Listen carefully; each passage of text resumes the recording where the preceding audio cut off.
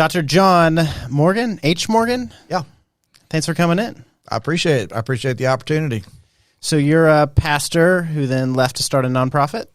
I am. I pastored for 30 years and then felt like the next phase of my life was the kind of work that we're doing now. So had a great run. My father was a pastor, so I knew that life growing up in it, and then had that season of my life of pastoring. The last church I pastored for 24 years in Farmington, New Mexico. Ever been there? No. It's right below Durango, Colorado, and beautiful country. Anyway, we had a great time there, great church, great 24-year run. And then we did a pastoral succession, found our next pastor. And I had been working in this for several years, knowing that this is where it was going and that's where God was leading me. And then officially passed off the church in 2018 and went to this full-time. So I've been doing this for about 15 years, but full-time in it now a couple of years. Okay. And what exactly do y'all do? Well, what we do... Every time I say this, every time it comes out of my mouth, I think to myself, who are you kidding? This is the most ridiculous thing I've ever heard. We're solving poverty. I mean, we're not going to solve all of world poverty. That would be an absurd statement. But we're solving a lot of poverty in the places where we are working. And so we solve poverty through empowerment. By empowerment, we mean we teach the poor the knowledge and the skills that are the pathway out of poverty. And so our work takes us to the places around the world where poverty is the worst. So we do training in India, in Africa. We work in Haiti. Right now the political situation in Haiti is nuts, so I haven't been able to get in there for a while. But we have a group of people that we're working with there. I just got back from Guatemala last week. We are now breaking into Latin America and the Spanish-speaking world. This morning I was up on a Zoom at 6 a.m. with a team from the Philippines, and they're beginning to implement our teaching and programs there. And so, yeah, that's what we do. And when did this start, and kind of what's the origin story of it? I'll say it quickly, but I'm going to start pretty young. I mean, the weird thing about it is that poverty has been one of those things that has just messed me up all my life. I mean, when I'm around it, it messes me up. I act like I'm a pretty strong and in control person, but that is one of the things that's just always gotten to me. I grew up in El Paso, Texas in the 60s. That was my childhood in the 60s. And in the 60s, when you would cross the border from El Paso to Juarez, Mexico, as soon as you got off the main streets, I mean, you would get into very third world conditions, a lot of poverty. And so as a kid, I would go with my family across the border. We would take friends that would be visiting in the area to go show them what's going on in the country next door. And, man, I can remember looking out the car window at these poor crippled kids that are on the street corners begging, flies all over them, and they're holding out their hand in this oppressive heat, horrible conditions. And there I am in an air-conditioned car, and I can't wait to cross the border and get back to my, middle-class neighborhood. I would go to bed at night and just think, oh, my gosh, that's the worst thing I've ever seen. What in the world can you do? I just felt like there's nothing you could do. So fast forward that through my life doing pastoral ministry. I had the opportunity to travel around the world quite a bit to do missions work. And kind of my three areas of expertise and research over the course of my life have been Christian theology for ministry stuff, organizational leadership, that's what my doctorate is in, and economics. Kind of a weird combo, but that's my thing, So I think God makes us all. I call all my friend freaks, and I call myself a freak because when you really drill down what makes you unique, you're a little bit of a freak, And so I'm a little bit of a freak in that way. So when I would be going around the world and end up doing training in these places, I was always in high poverty areas. Always. The churches, the people I was working with. Always seeing stories of people dying young, people losing their children, all the misery issues that go along with poverty. And it would just bother me. My first attempt to do something about it was the same method that 99% of people use when they first try to help, and that is charity. That was to give them as much free stuff as I could. Here, take some shoes. Here, have clothes. Here. Here's medicine. Here's food. Here's money. We'll build you a building. We'll build you a school. All these things that are the handout methodology, the charity methodology. through my experience, through research, realize there are proper times for charity, but charity does not solve poverty. In fact, in a lot of cases, when charity is overused, it makes it worse. Case in point is the nation of Haiti.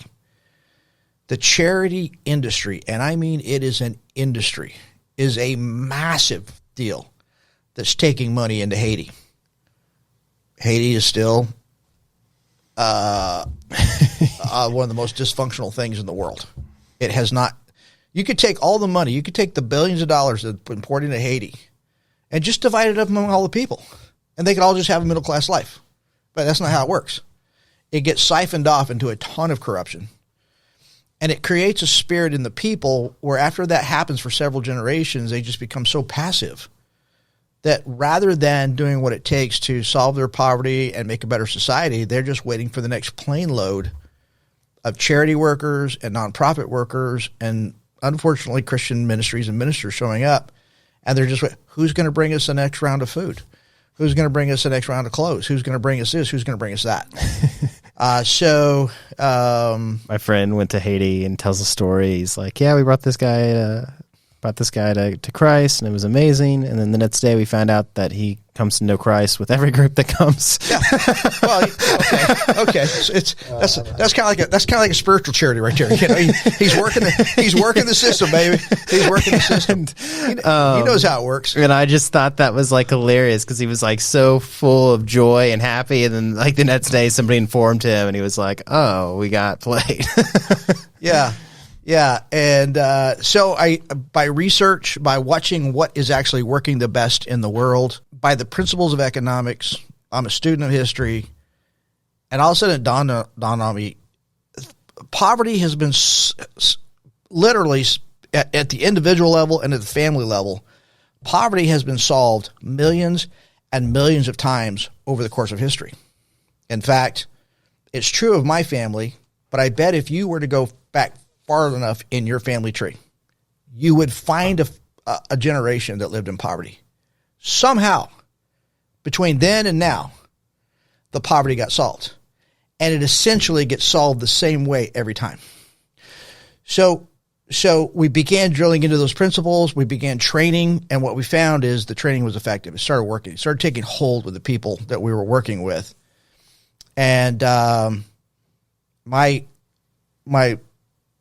number one fulfilling experience is when I go back a few years later and I see what they've done with their life in applying what we teach. The second favorite time is when we first go in and we first explain it to them. Man, they just light up. They light up. And a common response is, how come we've never heard this? How come nobody has ever taught us this? And a real sense of excitement and hope that, man, we feel like we know the pathway now. It's not a quick fix. It takes time. It takes effort. It takes discipline. But you keep following this pathway, and it can get you out. So, what's the pathway? The pathway. Oh, Grasshopper, you want to know the pathway? Well, okay. Let's talk about the pathway. Children's book. We have literature. In the business, we always say we have IP. Make it sound a little cooler. Yeah, you have IP. Yeah, we got some IP. Yeah. So this is our main training manual. We walk people through approximately 30 lessons that are teaching different aspects of the process. I'm going to show you the process in two different pictures. Okay. So I don't know how to read, so I hope there are pictures. Yeah. No. Well, there are pictures, so you're really gonna be happy. The solution. We call this our model of human prosperity. So we have a model, we have a philosophy, we have a theory of this is how it happens. If you're going to solve poverty and create prosperity, and by the way you solve poverty is you create prosperity. Prosperity is the solution to poverty. They sound like, woo, you get all you're on something there. But this is a Joel Osteen message. Yeah, well, and by the way, we don't preach and we don't believe the prosperity gospel. We don't believe that prosperity is a gift that you receive by faith. So it's not a gospel. We believe that prosperity is a process. That once you know the right things And you do have to trust God, that God's leading you in it, and you have to trust God's word, because these principles are also affirmed in the Bible. You can study economics and come to the same principles. You can study history and come to the same principles. My epiphany moment was after I had studied it in economics, I had studied it in history, and all of a sudden it dawned on me, this is in the Bible too. I was like, whoa, God had a plan. He didn't want Israel living in poverty. He didn't want his people living in poverty, and the basic course is there. Okay, so when you're looking at a culture, when you're looking at a society, you're saying, okay, what's going to determine whether they're in poverty or prosperity? We've simplified it pretty simple, not to oversimplify it, but there's a bottom up and there's a top down effect. The bottom up happens at the individual level. The top down are cultural conditions or community conditions, and they both play. So if you have the right community conditions, that helps create the results of prosperity. But individuals have to do their part too.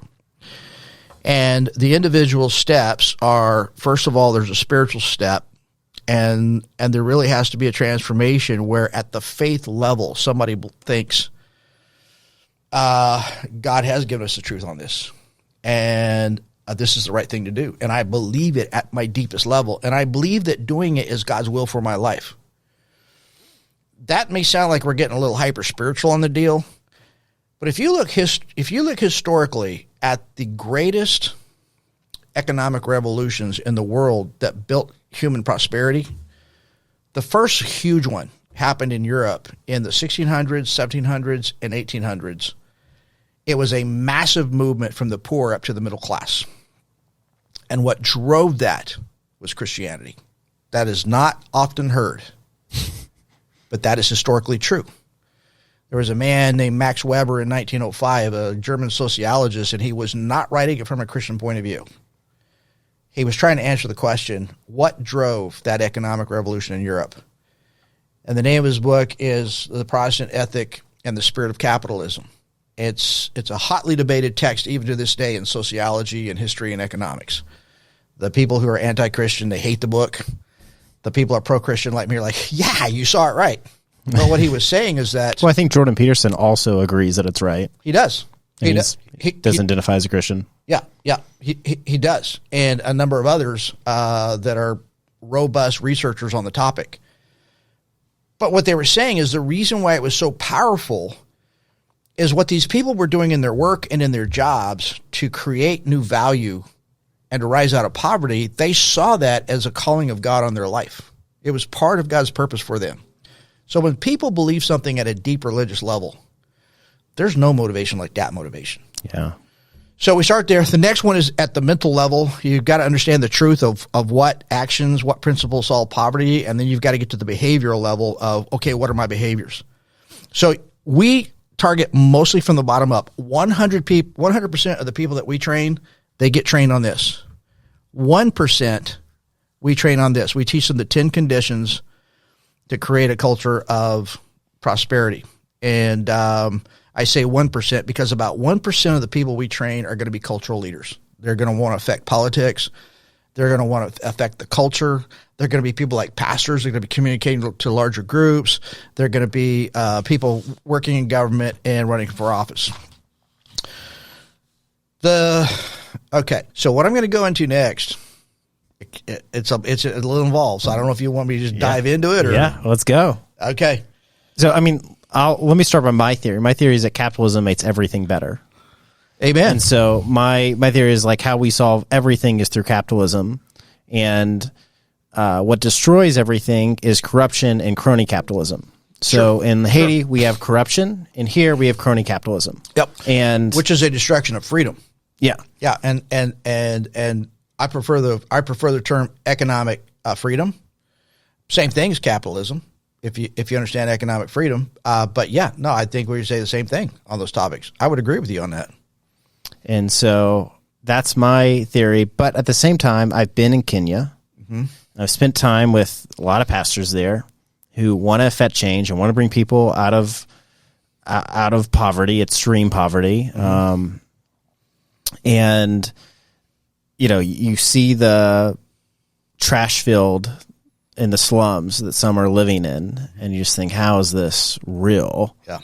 And they're something that's really heartbreaking for me was that it was like I met people that wanted a different and better life and were unable to create it. Yeah. Where here, like the only reason that people don't have a different and better life is because they don't want it. Like 99.9% of the time. Yeah. So back to that picture here, those top things that we talked about, a lot of those exist. Now, a lot of those are being threatened right now. But in general, most of those things exist. So it means if you will do these things that we say at the individual level you got to do, you can get there. In Kenya, it's harder. In Haiti, it's really hard. But you can make progress. And you can, people who will step up and lead can make progress in their own life, and they can help change the culture. Kenya is one of our biggest footprints where we have been working. So, what part? Well, Nairobi, Kisumu. Kisumu is where I was. Is that where you were? And then down on the coast in Malindi. Okay. It's kind of been our main areas where we have worked. Yeah, I remember I had tilapia every day for 2 weeks. That is the tilapia capital of the world right there, man. That big old lake, and they bring in those hulls of tilapia. It's big stuff, man. Yeah, I had a real awesome time in Kenya. When were you there? About 3 years ago, I think. Yeah. 2 or 3 years ago. We may have been there at the same time. You never know. Yeah, it was. So who did you go with? I went somehow related to the Southern Baptist Convention, maybe. Okay. So there's a nonprofit university called Nations University, and so it was somehow with them, and then I was somehow with a group of pastors that are like do training there. Okay. And Okay. I don't know how it all worked out, but anyway, I was invited to go, and there was a conference going on for like Christian pastors there. Okay. I'm not a pastor, but I was there, and I just saw. I remember I was working in coffee shops, and I would just talk to like random locals and stuff, and I just remember thinking like, man, the vibes here.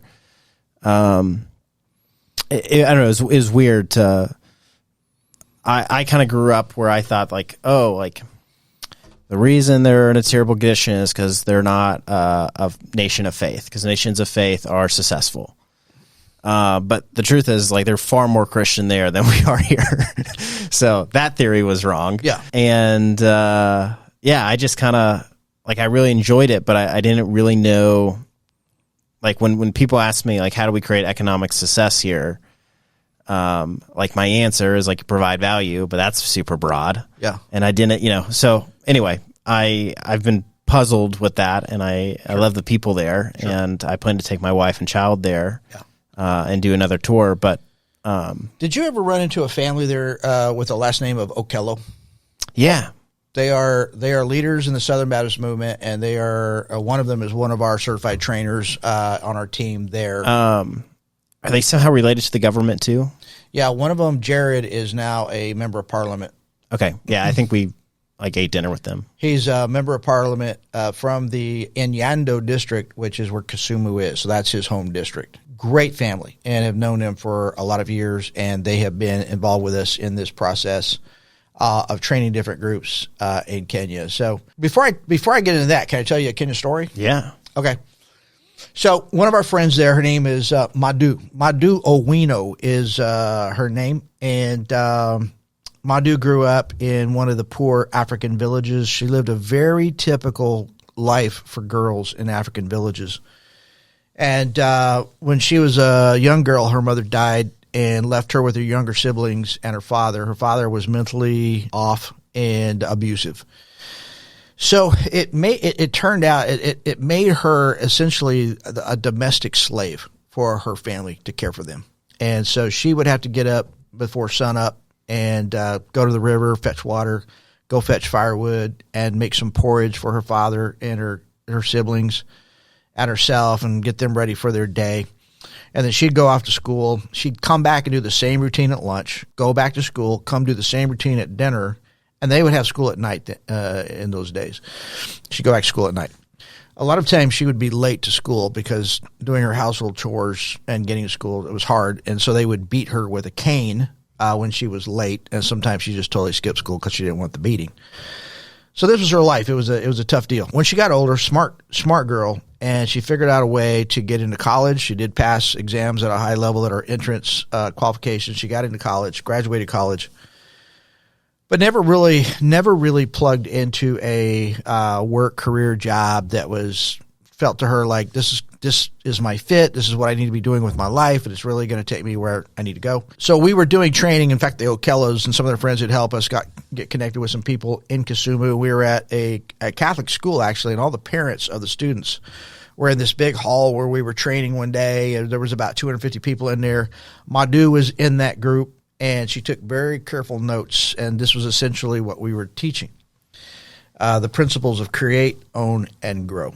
And so she went away from there convinced that it's economically true, historically true, and these are biblically grounded points. And so she was convinced. And she made the decision, I'm going to start trying it. I'm going to see if I can make this happen. So the first point, the principle of create, is that value is created. So you just said, yeah, produce value. That's true. Economically, it's deeper than that. And that is value. And we can say it in a number of ways. You can say money, wealth, prosperity is created. It's created. That's a revolutionary concept. Most people don't know that. Most people think money just comes out of somebody's behind somewhere. Money is like on some big tree that the government owns, or it's in a basement somewhere, or the government just cranks it out and stores it, and that's what makes. Well, the past year they've done a really good job of cranking it out. You would think that by the way our government has behaved recently, right? I mean, if you wonder why used car prices are up, 55%, it's because they've done a real good job of just printing it out. And hold on, I fear for what's coming from all of this nonsense that's been going on. So the average person does not think in terms of where does it come from. They just think in terms of somehow it's out there, and the rich people are lucky, the poor people are not lucky, and there's some power in the world that directs it to the rich and keeps it away from the poor. What they don't realize is it's created. It's created in the work that people do. When people create a product or create a service or a solution that's useful, there's value to that. And that is the value that goes behind the money to give the money its worth. That's why you can go to any country in the world, and the level that they're producing goods and services and solutions is matched with the value of their currency. So you go to a country that just has horrible currency. Well, they don't have a very good GDP. They're not producing much in that country. The ones that do have strong currencies, they're a powerhouse of creating. Well, it comes down to the individual level. Where is your money going to come from? Well, you create it. You create it. That's revolutionary, and it's biblical. In Genesis 1:27 and 28, you have this revolutionary deal where God says, I created you in my image. That's revolutionary. Really? We're created in the image of God. There's no other thing in creation that God says you're in my image, but he says that of human beings. And so what does that mean? And in the next verse 28, God says, it says, so God blessed the first human beings. Now they're created in his image. Now he pronounces, this is a good thing I'm going to say on you, and it's going to go forward with you, and it's going to make your life better. And he says this, go be fruitful, multiply, fill the earth, take dominion of it. So over the past several thousand years in both Jewish theology and Christian theology, the conclusion of, I think, the theologians that get it right, what their conclusion is, here's what was going on there. God was saying, I'm the creator, capital C. I created all the raw material. I created you with a special capacity that no other creature has. And I made you to be small little c. You create.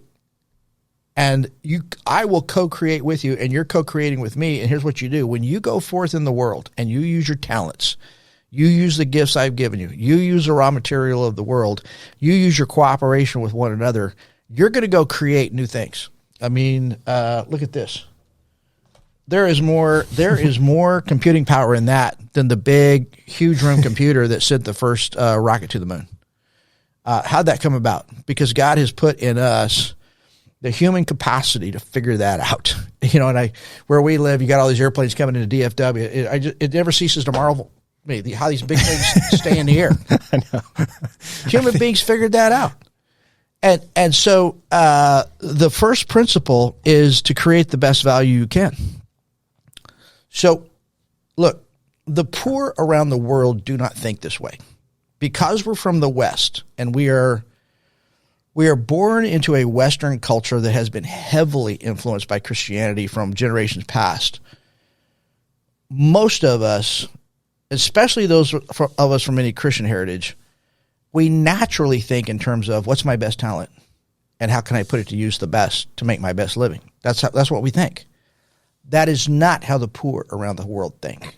The poor around the world think, I'm an unlucky son of a gun, and I'm just going to lower my head and take the work I've got, and I'm going to trudge and in this drudgery, and I'm just going to keep grinding it out. And this is also how AOC thinks. Yeah. Like, do you know the comedian Theo Von is? Yeah. He's got that joke about like he would love some white privilege. Yeah.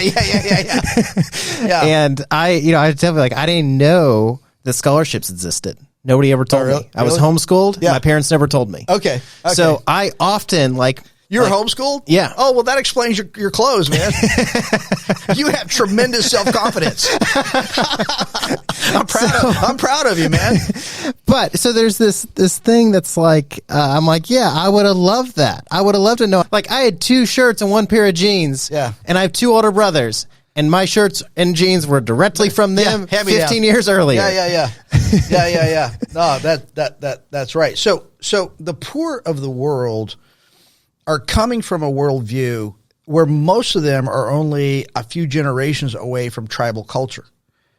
In tribal culture, the ethic is not to use your best talents to create the best value that you can. The ethic is, how can I live the way we have traditionally lived with the least amount of effort? And that's not considered bad. That's like the bear in the Jungle Book. Look for the bare necessities, and we're basically just hanging out, and don't worry about anything. That's tribal culture thinking. And I mean, there's some value to that, but it's not going to get you out of poverty. And so what we do is we begin walking people. We teach them 10 steps to just very specifically, okay, here's how you start changing your thinking. Here's how you start evaluating what your best abilities are. Here's how you start evaluating the opportunities around you, which really is a word for saying need or problems. What are the problems around you that you think you could figure out and fix that's going to create value? So how do you get on this trajectory that I'm going to keep growing and growing in knowing my talents, raising my knowledge, raising my skills, that I can create higher and higher value? And we explain to them that the income you make is determined by the value you create. So even the average American teenager doesn't get this, because the average American teenager thinks, I can be in charge of the French fries at McDonald's and that ought to be a living wage. No, that value you created is not worth that much.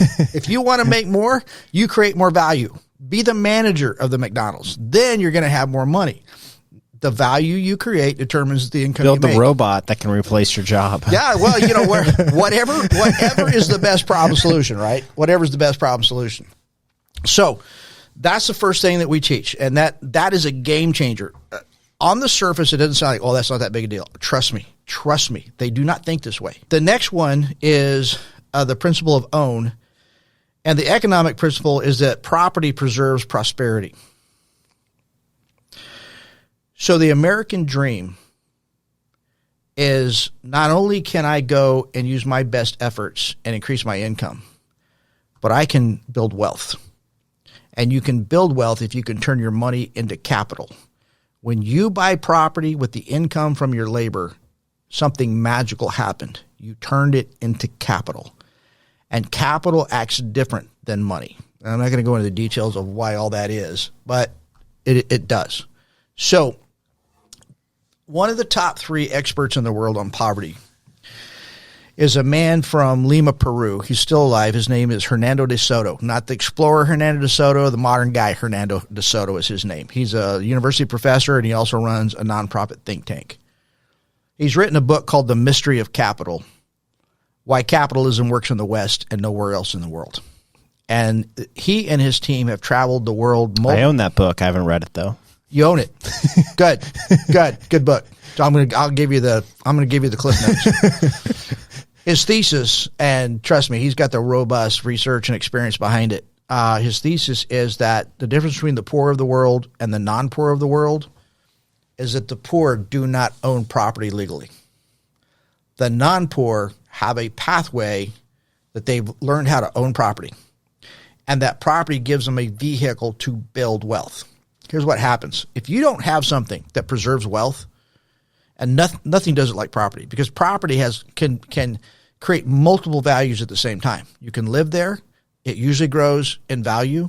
You may be able to rent out part of it. You could run a business in it, such as you could grow a garden there. You can grow chickens there. I mean, what other investment can you do all that there? You can't live in any other investment other than property. So property has this unique thing. And it's the one thing that all rich people have in common. All rich, but not just the rich, all non-poor. Yeah. Or I should say most non-poor and most middle class. It's the defining experience of what breaks you into middle class. So the poor of the world, they live on property, they farm property, they work on property, but they don't own it. They do not have the legal deed to it. And that changes everything, having the legal property. If you don't own property, here's what happens.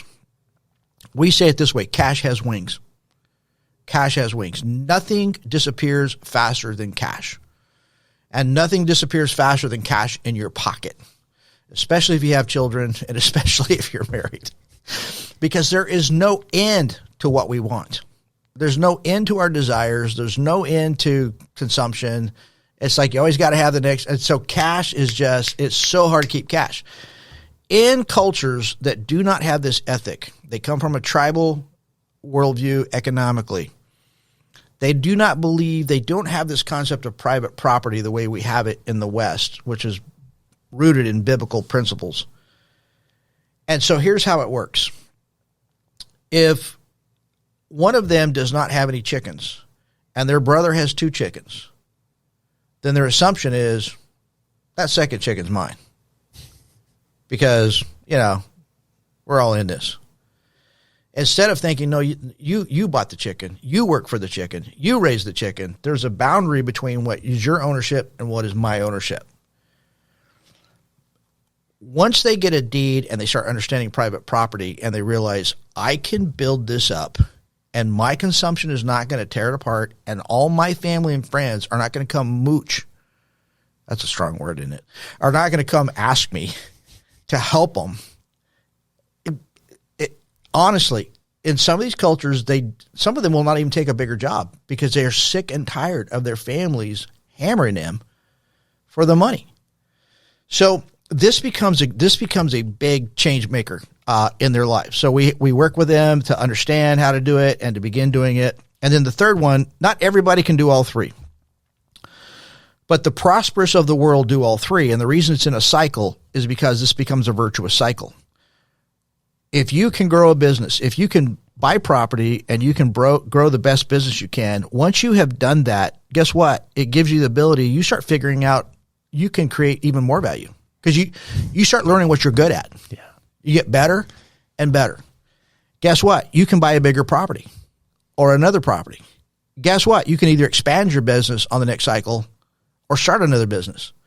And so the wealthy of the world get into this virtuous cycle. And as one of my friends used to say, the rich get richer and the poor get children. But here's why the rich get richer, because they get in the virtuous cycle. The poor are in a vicious cycle. They're not getting out because they're not doing that. They're not doing that. They're not doing that. And it's not creating the virtuous cycle. So an obvious question is, isn't that too much to expect the poor to understand and to begin getting into that cycle? And our experience is, no, it's not. It's not too much. And it's not instant either. That's the thing is people see that, like not. I look at absolutely not. I look at my business experience and I'm able to, I could go make $100,000 in 7 days if I need to. Like I need to go make $100,000. I go do that in 7 days because I've been running businesses since I was 12. Where 10 years, 5 years ago, 3 years ago, you said you need to go make $100,000. It would take me 4 months, 6 months, a year. And so it's just, again, it's that cycle, as your network grows, as you see your value and the things you're able to do grow. So you are an example of a person who's in the virtuous cycle. Yeah. And you're living it. You're living the dream. And that really is the American dream. The American dream, this is part of the American dream, but this is the American dream. Where else in the world have people been able to do this quite with the freedoms and the capacities you could do it here? Yeah. And, like I always say, like I'm trying to, the second I get cash, I'm just trying to put it somewhere because I love things. Like I would have 25 cars in the driveway.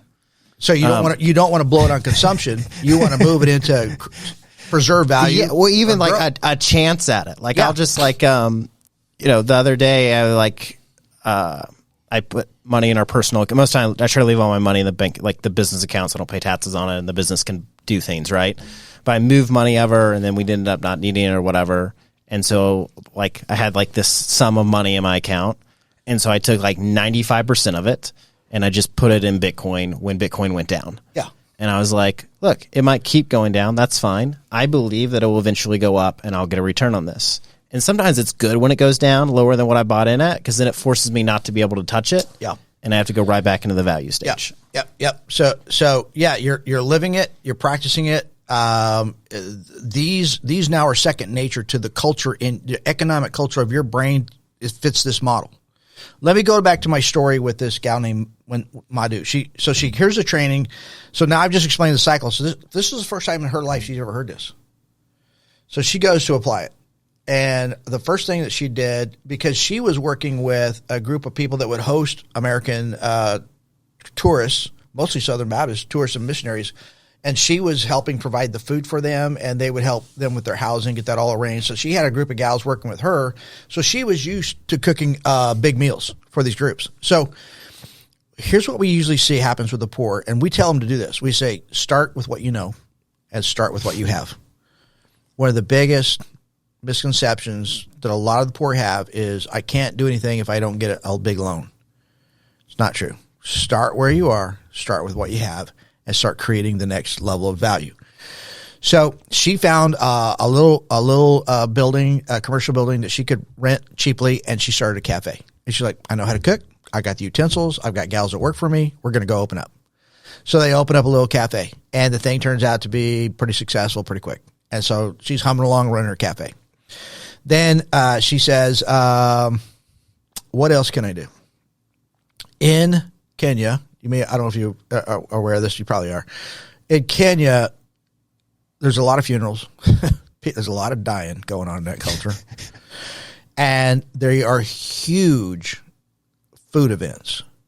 And and the weddings are huge food events.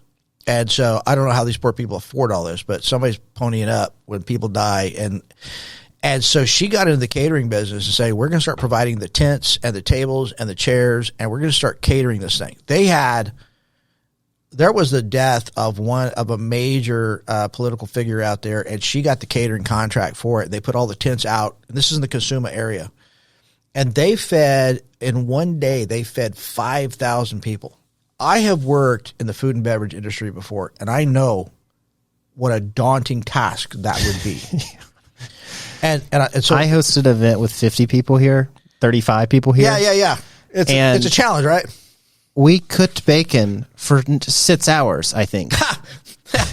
Yeah. So what I tell people is there's only two people I know who have fed 5,000. One is Jesus, and the other one is Madhu. So now she's running that catering part of her business. Then she got hooked in with selling these food supplements and health supplements, which it kind of amazes me that people in the Kasuma area want to buy them, but they buy them. Yeah, I'm so negative. If somebody in Kenya pitched me that, I'd be like, yeah, that's not a product. No, I'm like, I'm not in on that. That's like yeah. No, I'd be like, no, I'm not in on that one. But she got in on it. One of the reasons is zero capital to get in. She just signs up and gets in it. And then she started lining up, and it's a multi-level marketing deal. And she started. It's rooted in evil. Yeah, I hate multi-level marketing. Yeah. me too. But guess what? They're killing it, man. And so she's got all these young people that are working for her. She's got this huge downline going, and she's killing it in that business. So then I get a email from her brother-in-law, and her brother-in-law goes, John, they call me John, Pastor John. It's like, John, you're not going to believe what Madhu did. She went and bought a car for cash, and she didn't even ask her husband for any money for it. And her brother-in-law just thought that was hilarious. That the husband was not. Well, in that area, I don't know if you picked up on it, but you don't see very many women driving cars. That's not really a women thing, much less owning and going and buying one on your own. Then the next week I get another email. John, you would not believe what Madhu did. She went and bought a piece of property, and I think she just bought it for speculation. And he said, again, she did not ask her husband for money. She had generated that money in her. So she's been doing this, and she's now buying the property. She's getting businesses that are going. I was there in March of 2020, right when COVID was. In fact, I spoke in two of the largest churches in Nairobi the 2 Sundays before the country was shut down and they couldn't go to church anymore. So that's when we were there. And I was out in Kisumu. Madhu knew I was coming, and she asked, would you spend a couple of days doing training of my team? So she brought all her staff together from her different businesses, about 30 young people there. And I mean, I was just thrilled to see this gal systematically putting these pieces together. She's like, and driving around with her in those communities, it's like everybody knows who she is. Oh, she's like a rock star there, and she's bringing up all these young people. In the last year, one of the guys who was one of her distributors or sales guys on the food supplement business, he's been one of her best salesmen. His name is Brian, really sweet kid, and he was in the training when I was there.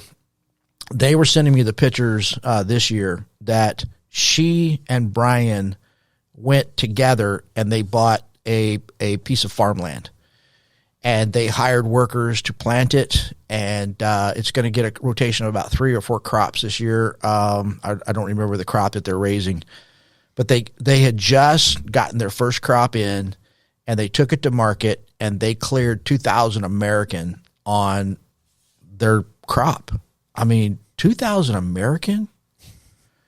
That's a war chest in Kenya. Yeah, I know. Brian wrote me his story. I wanted him to write in his own words. He told me the story of how he grew up an orphan, and he lived on the streets from about 8 years old up to his current age. He lived on the streets. Madhu found him and put him to work selling the supplements. He went to our training when I was there in 2020. He was lit up with this training, and was really working hard in that. And finally, he put enough money together he could partner with her in buying that property and working in this farm business together. And I have his story in our training manual, and he says, John, my goal in life, my vision, is that I want to be one of the most successful farmers in Yando County. And I want to teach the next generation of young people in this part of Kenya how to get out of poverty and create prosperity. So, everywhere we go, we're seeing it. We see the examples of it happening. Sometimes it shocks me because I'm like, really? I mean, theoretically, it ought to work. And we stuck it out there and started training and teaching people, and they actually believed us. And then they went out and did it, and we're like, wow. These principles, they are rooted in the Bible. They're economically sound. They're historically proven. They work in our lives. They work everywhere if there's enough freedom. That's why we give the 10 conditions, because these 10 conditions help preserve the freedom so the people can do that. So that's my story, and I'm sticking to it. How do y'all make money off these trainings that you do, or just donations? We're a nonprofit, and we raise our money. Okay, and the people, quite frankly, who are our primary supporters are people who own businesses in the U.S.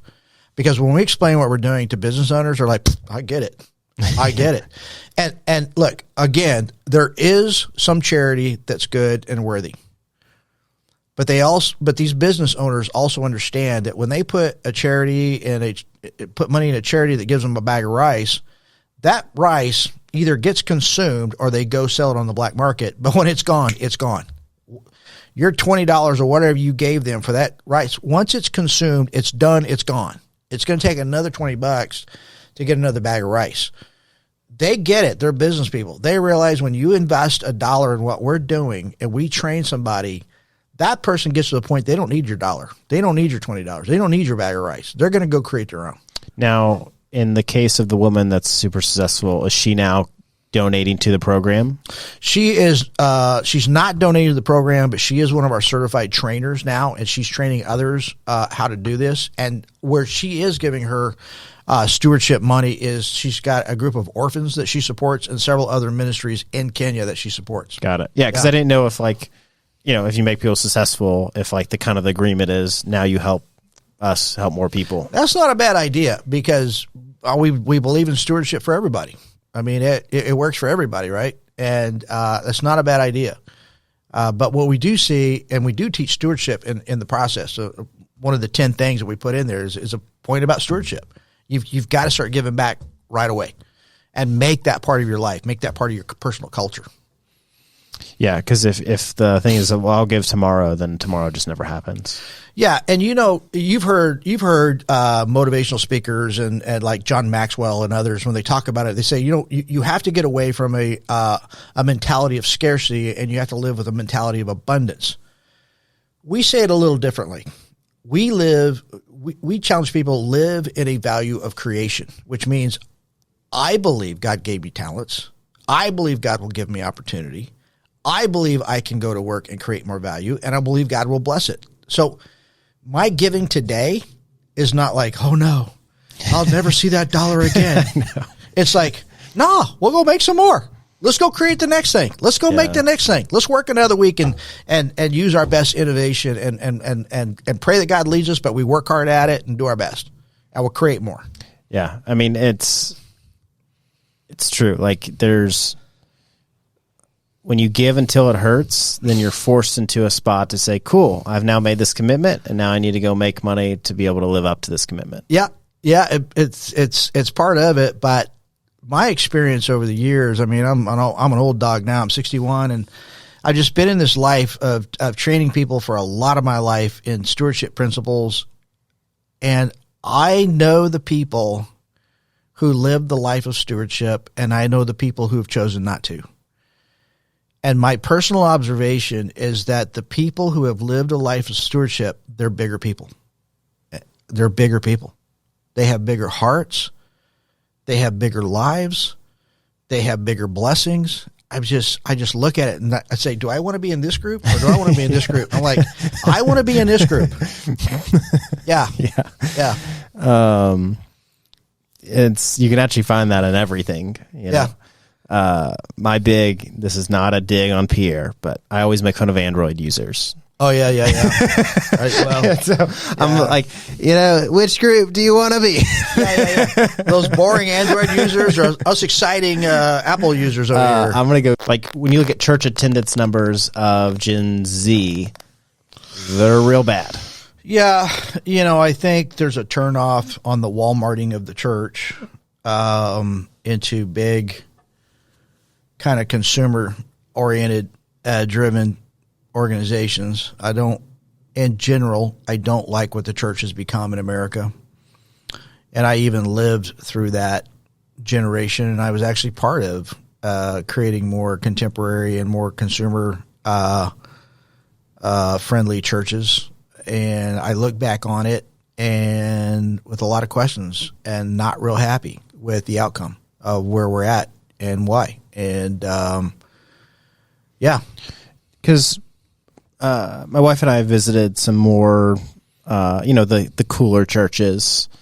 Like there's the Baptist church on the corner, and then there's the one that's got some cool name, like Angel Fall or Rock Quarry or Rock Quarry Fellowship. Deep dive community, come take a deep dive with us. Like, okay, thank you. And so there seems to be this very this trend that we see where they first play a 5-minute video about whatever their sermon series is on. That's like, the most produced video ever. Yeah.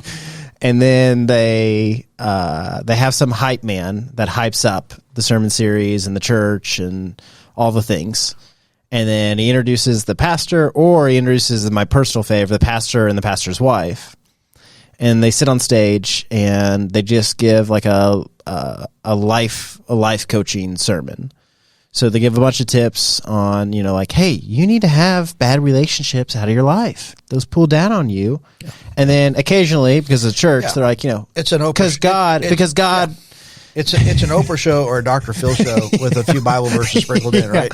And to me, it's like the biggest turnoff because I want to leave church sick, and I don't. Yeah, because I want to feel convicted about the sin of my life because I'm an in-person person in need of the gospel. I know, and my wife and I are at a point in our life where we're struggling.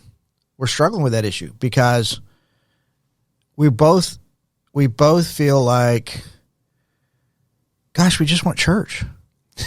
We just want the Bible taught straight and clean, and here's what it means, and somebody really put serious study into it and could give a good message and can apply it to the real issues of life. And forgive me, and I don't mean to offend you because you're younger, but we are so tired of the skinny jean and the smoke on stage and some guy up there doing what I call whiny worship who doesn't know jack about the Bible or spiritual maturity, acting like he's going to lead us into the very presence of God now like we have never experienced before. There's this A.W. Tozer quote where he says, the church maintains tawdry circus acts to keep the attention of the church people. Yeah. And when all the lights go dark and smoke machines and lasers start to shoot out, I think this feels a lot like that quote. Yeah. So kind of the philosophy of ministry that I came to is that the purpose of Christianity is basically three functions: evangelism, discipleship to get Christians to spiritual maturity, and then cultural redemption. And I mean, by cultural redemption, you're out in the world changing things that are wrong, and you're bringing the answers of Christ to it. Not everybody believes in that philosophy of ministry, but that's where I ended up. And I also came to the conclusion that there's a lot of churches that are pretty good evangelism churches, but they're not good at the other two. There's a lot of good churches. They're just really great Bible teaching churches. They're good at the discipleship. If you sit there for 10 years, you're going to end up having a Bible college education. But they don't win a lot to Christ, and they're really not engaged in the problems of the community or the world. That they're just kind of like the Bible expert church. And so it's hard to find one that's good at all three. I tried to do all three when I was a pastor, but when I kind of got to this season of my life, I realized that God was calling me to, you have to jump into a cultural redemption part of it now. You've been doing the evangelism and the discipleship a lot, but I was frustrated because the church was not engaged in the problems of the world enough, dealing with that. And this was the main problem that God would not let go in my heart. So not only are we trying to create a revolution with the poor who need this, we're trying to create a revolution among the church, saying, look, as a church, you need to jump on with us or with other things like this that are culturally engaged to shape the culture for good. Because Christianity has been a very powerful force historically to create better culture. It reformed the prison abuse in England. It was the number one force to end slavery both in England and in America. Civil rights movement with Dr. Martin Luther King. I mean, he was using biblical arguments for what was a good thing. I mean, equality is a good thing. And, I believe that the church has got to be the salt and the light. Jesus didn't say be the salt and light of the church. He said, you're the salt and light of the earth. Get out there, make it better, preserve it. Yeah. So that's what we tend to find is if we finally find a church that we like on like Sundays, which for us is we just want deep historical context. We want to go over one passage of scripture. I want you to go all the way back because I don't have a degree in like historical biblical studies. Yeah. And then relate today's common time or whatever. Like I just love when we like focus on scripture. Yeah. And I like to feel convicted because I do want to improve. I need that. And so if we do find that, then the next step is, okay, finding community at this church. And sometimes that's just like the stage of life you're in. So now we found it like much easier because we have a kid. So we're like the married with a kid. But like single running successful companies, it was just me out there. And so we found, okay, cool. Now we found a bunch of other people that are married with young kids. Like, this is great. And then where I feel strongest about it, and seems to just where the massive drop off falls, which is be the hands and feet of Jesus. Mm. And that's where it's just like, people are like, oh, well, I'm busy with my job and I got the kid and da-da-da. And it's like, for me, I want my kid out there with us, feeding homeless people, building houses, whatever the case is. Like, I want us to be in the community as a family. And I don't want it to be, because this is what churches do. Do you know what Cross Point in Nashville? I've heard of it. So Cross Point is like, like they preach the gospel, but not a gospel that would ever offend anybody. But also don't, they do preach words. They are the words of Jesus. So they're kind of in between. They're not as bad as Joel Osteen, maybe. And they do like once a year, their big thing is Serve the City, where they get like everybody to volunteer and everybody gets T-shirts. And of course they bring in like the token. That's what I always think is funny about going to feed people at Thanksgiving. It's like, well, what about every other day of the year? I mean, they're hungry those days too. Yeah. And so it's called Serve the City. Everybody's got a T-shirt. And, I was there helping out. And one of the pastors and I got into a fight at a dude. All right, man. Not a physical fight, but just like he was just like attacking me because I went to another church. Okay, and I was like, "You realize I'm just here because I want to love on people. Like I'm just here because I saw a volunteer opportunity. Yeah. And like in your mind, it's like a church attendance game, and you're like, here's somebody who's not a member of my church, right? Yeah. But neither here nor there. It's like one day a week. That's it. It's like one day a month or a year. Here's our one event, Serve the City. And then, the following Sunday, look what we did yesterday. They played this crazy video and the drone shots and all that. Yeah. And we're changing the world. Yeah. And it's so disheartening. And again, if I was an Instagram influencer, I'm sure I'd feel great. And I'd be like, I'm just awesome. Yeah. I'm just changing I did the whiny voice when I do Instagram. Yeah. I'm just like, really, God is just leading me. You've got that figured out. That's about the profile. So, that seems to be the biggest drop off. And my challenge to myself has been, do I keep looking or do I be the guy that starts this? Because at the end of the day, it's like I could just hire like another assistant on staff and be like, hey, find volunteer options, put them in a calendar. We'll send everybody in our group. So like part of me knows like, okay, I can like maybe put this together. But that's what we see that like if you find the church, you find the community, then people just want to focus on themselves. Yeah. And to me, like my most joy, I mean, I'm an extrovert, so that's part of it, but I love being out there.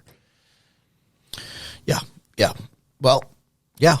And I'm not an extrovert. I'm an introvert. I'm kind of like my joy is doing the research and figuring it out and then going out and teaching it and then getting back in my cubby hole and researching some more and then teaching and strategizing. How are we going to turn this into a movement? We want to try to lead 1 million people out of poverty by 2030. So you got to think in terms of scale. What are the barriers to getting that kind of scale? How we turn it into an educational movement where nationals become the teachers of it and it starts multiplying. So that's kind of my deal. But I think it's the same struggle because our struggle is it's hard to find the Sunday experience or the worship experience that you feel like, okay, we actually did church. I was challenged with God's word today and I'm walking away feeling like I was fed, I was corrected, I was uplifted, and that was good. And then how do I get into a community experience where I feel like, okay, that does what community experiences need to do. And then, okay, what's my outlet for, how do I get engaged? How do I get engaged? And you hear like Francis Chan, and he talks about, when I'm asked to read the Bible and then put a church on every single corner, I got a real hard time. Yeah. Like this just change of like, is this just a giant corporation? Even when I hear, there was a rumor, who knows if it's true, but like there's a church in Nashville called Brentwood Baptist, very successful. Mike Lynn, very good pastor. Apparently he made like $1 million a year was like the rumor. I have no clue if it's true. Don't add any light to it. But it made me start to think of this idea that the senior pastor often gets paid more than everybody. Like a CEO would get paid more than everybody. But like if it was Jesus, I feel like he'd probably just pay people based on need. Mm-hmm. Like he'd be like, oh, well, you're like retired with, you don't have very many expenses. Your house is paid for. Mm-hmm. But this lady has like 6 kids and her husband died. So like we're going to pay her more. Mm-hmm. Do you think that's wrong or right? Or like, what are your thoughts on just general structure? Like, how should church even be structured in your mind? Of course, you were like a pastor of one. I don't know if you were the highest paid individual on staff, but I was the highest paid individual on staff. I was the lead pastor. And so as organizations get bigger, you have different levels of the work. And the highest level of the work is usually your top guy, whether he's the CEO or the owner of the company or whatever, in a church context or a nonprofit context, whoever's that top guy or gal has the complexity of running this broader organization. That's a higher level of work. It's a higher level of responsibility than the next level and the next level and the next level. So I do believe that there are commensurate levels of pay with the load you're carrying. And you are also creating value. I have no idea how to comment on a guy making that much money. I was in the wrong part of the country because I was not making that kind of money. And I was certainly not the highest paid guy in the church. I had all kinds of business guys making far, far more than me. But I was, for that context, I felt properly compensated. So it's a balance, it's ministry. So I don't expect to get paid like I'd be paid in the corporate world, but there is a sense that, let's come back to this. The value you create determines the income you make, period. And that happens in ministry too. So if you're preaching and your organizational capability is creating a massive ministry that's bringing in, I have a buddy here that started a church 13 years ago, and their annual budget now is about $50 million a year. That's a big organization. It's complex, multi-campus, very complex. And fellowship. Pardon me? Fellowship. No. And it was it's multi-campus. It's big. It's massive. He has a national ministry now, and I know him from his early days because I was on his board in his early days, and he was not making jack. Even when his church was doing good, he was not making jack. And he's been conservative all along. Now he's making jack. But he is. I don't know anybody who works harder than him. I expect any day I'm going to get the call and my friend is dead of a heart attack. He is killing himself for Jesus. And I don't know if that's good either. But he's a working fool. I've never seen a guy work so hard, so committed, smart, work hard, work smart, and carry a tremendous load. And my feeling towards him is he's earned every daggum dime he's made.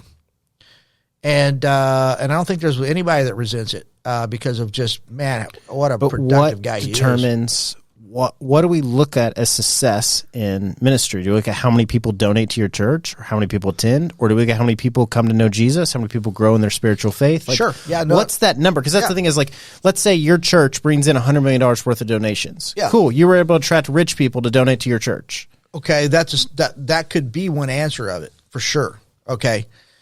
So I think it is appropriate I think that every church ought to set their metrics and say, these are our metrics. And the metrics, to me are, look, if nobody shows up, you're not doing too good.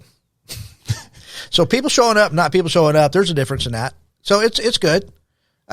You want people to hear the word of God. You want them to be under the experiences that are spiritually formative, that are taking them along the way of where God wants to take them. It's not the only measure, obviously. You're looking at how many professions of faith, how many people are getting baptized, how many people are in discipleship systems that are actually designed to bring them to maturity within a certain amount of time.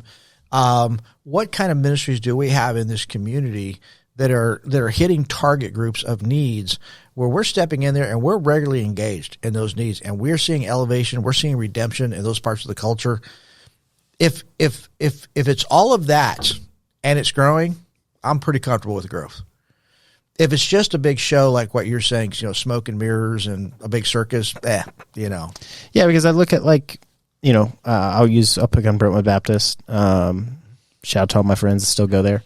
They have an $18 million budget, and I think something like, 50 people gave their life to Christ there last year. They have like 6 campuses at this one main campus, and maybe it's like 300 people. But let's say it's 300 people. You have an $18 million budget. We can do some quick math on that and go, wow, you're spending. Yeah. That costs a lot of money to bring one person to Jesus. And in reality, it doesn't cost anything to bring anybody to Jesus. You just have to share your faith, right? So yeah, and just in terms of the evangelism equation, those are good, hard questions to ask of any ministry. So let me ask you, were you saying that you're thinking about maybe I should start a church? Is that what you were saying? No. What were you saying? What was I talking about? Oh, I was just saying that like I see when I'm like, okay, we found good church, we found good community, but all the community is completely self-focused and not world-focused, not focused on being the hands and feet of Jesus. Right. And so my conviction of that is, like my first thought is, okay, keep looking. And my second thought is, well, how about I just create the opportunities for them to volunteer with my wife and I? Yeah. No, that's a great solution. It's also a great solution if you want to start a church, go do it. But yeah, no, I think on any of those situations where you feel like, okay, maybe I need to initiate here and create what I'm wanting. Yeah. And then my general deep-seated like annoyance is that like it tends to be it's crazy to me what percentage of people, and now I'm in this percentage. I haven't volunteered in Dallas, I don't believe. With that being said, I've like signed up for several things, but due to COVID, they get canceled or not. Everything's just weird here. Yep. But because apparently people don't need to be fed when the COVID exists. It's just yeah. But yeah. I just have this general frustration with if a church has 10,000 members, 1% of 1% has volunteered more than twice a year. So, yeah.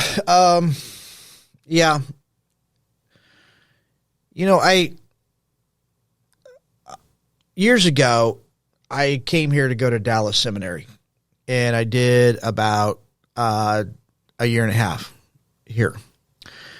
And then I moved to Denver and was engaged in some ministry, involved in some ministry there, and I finished my seminary work at Denver Seminary.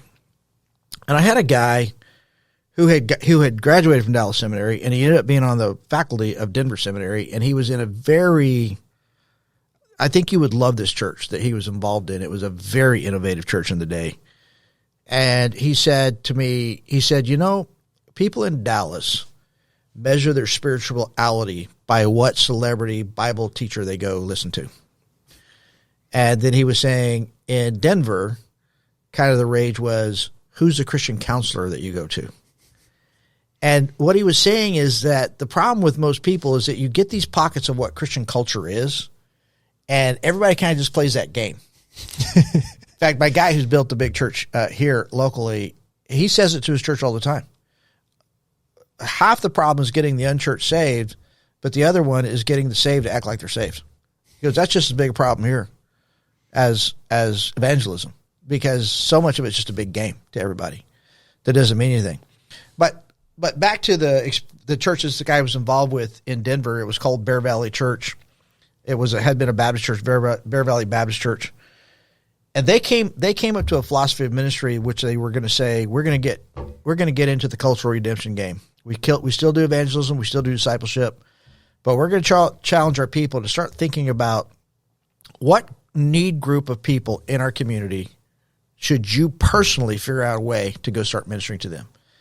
And that focus of ministry gave birth to a lot of really great ministries. Have you heard of MOPS International? Mm-hmm. It's mothers of preschoolers. And it's all over the country. In fact, it's international now. That was born out of that church, and a couple of moms who had preschoolers just saying, we're stuck in the house all day with these little kids, and we need some other Christian fellowship with some moms, so we're not going crazy. And it ends up being this great Bible study and movement among these gals, and now it's turned into a big international missions and evangelism organization. In those days, there had been a lot of refugees from Cambodia and Vietnam that had got placed in the Denver area, and there were some Bear Valley people that were living close to them, and they kept. They're like, God's calling us. God's calling us. So they started reaching out, and they built a fantastic ministry among the Vietnamese. One of the guys, he did his work downtown, and he's constantly seeing these high school dropouts living downtown, and a number of them pregnant girls. And he ended up starting what they called the downtown street school. And they just had a little room to start with, and they had a few cribs in there where the girls would come in with babies, and they were finishing a high school education in there, and Christians were helping them out. Today, this is 30 years later, today, the Denver Street School is one of the most famous schools of its type in the country, and it is today funded by some of the biggest corporations in Colorado. I mean, but it started with people saying, who's in need? And where is God won't let go. We got to do something. So we're going to step in and start helping them. It was, and to me, I just felt like that's the model. That's the model. And see, like sometimes I challenge myself of, have I just been called to do stuff like that? And that's why I feel this strong conviction and other people haven't. Or are other people just ignoring that calling? Because to me, it's like when I look at like God doesn't say like think about feeding the hungry and clothing the poor. Like if you're called to do that, he's like it's just a scripture. Like this is what you're called to do. And so, but at the same time, I'm around like 30 couples that are all Christians, and not one has ever sent a group text. It's like, hey guys, we're volunteering this weekend. Mm-hmm. Not one, and including myself. Yeah. And we all said we're the first person in the group that hosted an event. You know, we invited everybody over for brunch. Where I spent bacon for 6 hours. You know, and so I don't know. It's something I'm really. I just want change. I just feel like this is what God would like. When I read the Bible, I just feel like, man, I don't see the value in creating churches in every corner. But I do see the value of sharing the gospel. I do see the value of discipleship, and I do see the value of being the hands and feet of Jesus. And this seems to be all super through gospel. So let me tell you the model of my friends in Guatemala. And because I think what they came to is similar to what you're feeling. They used to work on church staffs in America. And, you know, typical blowing and going, hard driving church staffs. And they just got totally burnt out on it because they felt all the inconsistencies that you just talked about. So they broke away from it, took a couple of years to rest. And then all of a sudden the conviction in their heart and mind was, let's sell everything we own and let's go find a poor community. And let's just take our kids. They had small kids in those days. And let's just parachute into that community. No missions training, no language training, nothing. Let's just parachute into that community and see what God wants us to do. So they found this poor community in Guatemala called Buena Vista and Magdalena, and they moved there 12 years ago. Their names are Mark and Gina Schmidt, and their name of their ministry is Deep Stream, in one word, with a capital D, capital S, Deep Stream. And you can find them online. But anyway, and a good friend of mine introduced me to them, and we just got back from training their people in our training system. And so they got there, and they really had no intention of starting a church. They had the intention of, let's just minister the way God calls us to. And the first need that they saw was many of the people around them where they were living had babies that were malnourished. So they said, let's start helping these moms. And so they started helping them get what it was take for these babies to have proper nutrition. So now they're building relationships. And as they're building relationships, they start winning some of them to Christ. And they start doing Bible studies and discipleship with some of them. And then their next deal was, you know what, there's a younger grade of kids here. They're just hanging out. There's no school option for them. We've got to get these kids in some kind of, so they started that grade. Well, that grade is now turned into a K through 12 school that their campus their campus is basically a community development campus. It's not a church. It's a community development campus, and the school is kind of the crown jewel of the campus. But they have agricultural projects, they have livestock projects, they have work skill projects, they have adult literacy projects, they have alcoholism recovery ministry, because that's a huge problem in their community. And they have just kept saying, okay, God, what's the next need? What's the next need? What's the next need? And they keep doing evangelism. They keep doing discipleship. And I was talking to them, and I was talking to them about the Bear Valley model from back in the day in Denver. And I said, look, the pastor back in those days, here's how he used to say it. He used to say, if you were to take church people and tell those church people, I want you to go over here to this apartment complex that maybe is lower income and maybe is ethnic. I want you to go start a ministry in that apartment complex. He said, church people don't know what you're talking about. But if you take somebody from a parachurch background, like Youth for Christ, Campus Crusade, more missions-oriented organization, and you tell them, go start, they know exactly what you're saying. They're not trying to start a church. They're just going to parachute in and start meeting needs. And they will naturally start winning people to Christ and naturally start discipleship. And they never intended to start a church, but they are doing the things that you would hope church would do.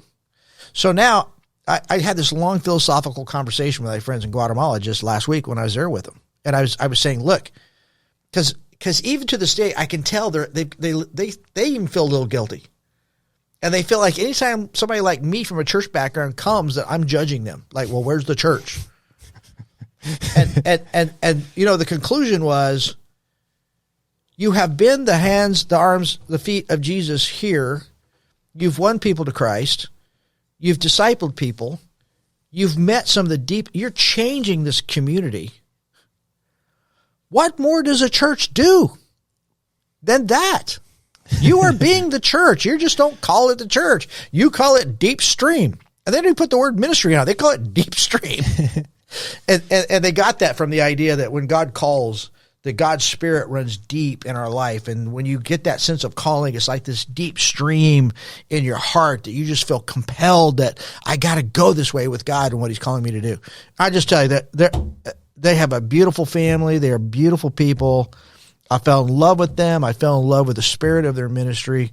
When we were explaining what we did with them, they're like, oh, this is the missing piece, because they want to get them to be self-sufficient economically. And right now they're too dependent upon them and American money. And they want them to become empowered enough that they can fund their lives. They can fund all the organizational parts, the school and everything locally. And they can do it. In time, they can do it locally. Yeah. How's that strike you?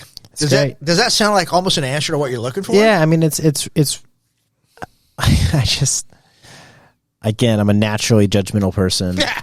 And so you're a critical thinker. I immediately go like, why doesn't everybody feel this way? You know, like I get that's what I'm looking for, but why doesn't everybody else looking for this? Because it's so clear. Yeah. Right. Yeah. Well, and their conclusion was, and I'm still on the journey of trying to figure out what I think about it, quite honestly, and you'd think I would know by now, but their conclusion was, there's too much traditional church structure that gets in the way of being and doing what we need to do. So we're just going to go to a place where nobody's going to tell us what to do, and we're just going to do what Jesus tells us to do. And that's what they did. Yeah. So God bless them. They're doing great work. I mean, it's inspiring. If you ever want to go to Guatemala and see an awesome ministry, plus, I don't know if you've ever been to Guatemala. Guatemala is a fantastic tourist place. When I first went to meet him, we took an extra day and went down to the coast, and I'm a saltwater fisher nut. I like doing that. And there's the best place to catch sailfish there in the world right now. You just load up on sailfish all day. And there's some neat mountain village stuff that is it's just gorgeous, the country. So if you ever want to go, take your wife or take some friends to see some great ministry and do some fun tourism, it's beautiful. Yeah, I think I do. Yeah, it's awesome. When's the best time of the year to go? Always. So where they live in these hills up outside of Guatemala City. You can look down and see the city from where they are. Where they are, it's called the Eternal Spring. And it feels like you're in the Colorado Rockies in the fall or in the spring, it runs about 72 degrees all the time. And it rains frequently, but it's a very pleasant rain, and you just almost always wear like a pullover. And so I wear a pullover and shorts a lot of times when I'm there, and it's just perfect. And it's so refreshing, especially having been in this Dallas heat. You know, I go down there and I'm like, I told these guys, I said, man, the gig is up. Everybody thinks you're down here suffering for Jesus. The fact is, you're living in one of the most beautiful places in the world. You know, they're like, yeah, don't tell everybody. But you are on a podcast. Yeah. Here I am blowing it. From, they're gonna get calls from, dude, I saw this dude, man. He let the cat out of the bag on you guys. Oh, man. Do you ever get amazed that some people got their nonprofit status? How they got it? Sure. When I see Scientology, it's like, wait, y'all don't pay taxes? No. Well, there's abuse of everything, right? And some people do abuse the nonprofit concept. That's for sure. So, as a pastor for 30 years, tell me some of your funniest moments. Funniest moments. Oh my gosh, I don't. How big was the church? We were kind of at our height of the ministry. Our weekend attendance was about 1,500. So, by Dallas standards, not a big church. By New Mexico standards and the city we were in, pretty good size. Funniest moments. To me, one of the most shocking moments was a guy called me up and said, there's a guy in your church and he's having an affair with my wife and I'm going to kill him. And unless he comes and meets with me and you right now. And they both lived at the same country club together. He goes, next time I see you on the golf course, I will kill him. And I want you to call him, because he felt like he didn't go to my church, but the guy who was having the affair with his wife came to my church and was kind of putting on the big show that I'm Joe, great Christian, right? And so I didn't know what to do with it. Finally, I was like, well, I'll call him. And I called him up and I said, hey, so-and-so's here, and here's what he's saying. And he really wants you to come. And, man, he's worked up. I'm afraid he's going to hurt you. And so my friend goes, I'll be right there.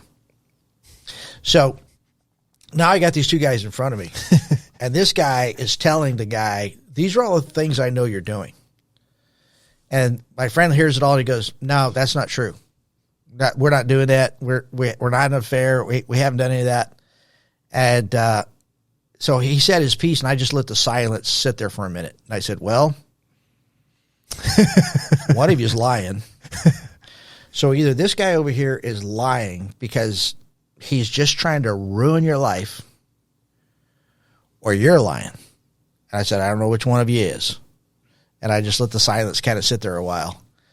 And finally the guy goes, yeah, he's right. I've been doing it. And so as they talk it out, the guy over here goes, man, I'm sorry. I will cut it off. I promise you, I will cut it off now. And I apologize to you, and I apologize to God, and I confess it. And it was totally wrong.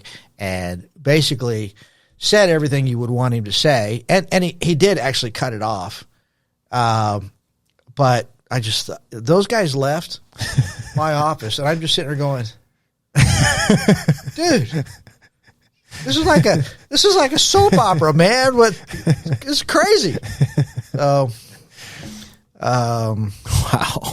I had one guy come into my office one day, and this is horrible. It's not funny, but in some ways it's kind of funny. And he came to my office. He wanted counseling, so he's sitting across the desk from me and in a chair.